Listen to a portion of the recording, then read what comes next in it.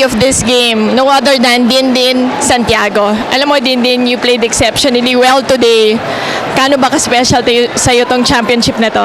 Sa akin po, sobrang special kasi siguro yun na yung pinaka-last kong game sa UST. Sorry kung iwan ko na yung UST, pero kailangan ko kasi. So, yun. Siguro it's time to thank the fans. Yung maraming fans na nagmahal sa'yo dito sa UST din. Salamat po sa lahat ng fans ng UST, lahat po na sumusuporta.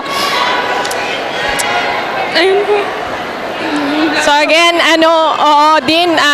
marami ring salamat at maganda naman talaga nilaro mo sa UST. And congratulations again. Back to the panel.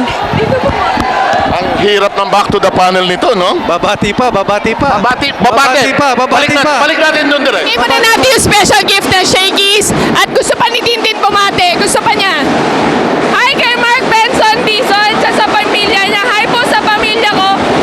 Hi din po sa kamag-anak ko sa Isabela. At saka sa lahat na sumusuporta sa UST, maraming salamat po. Ayan, totoo na to. Back to you, 7 Coach Ronnie. Okay,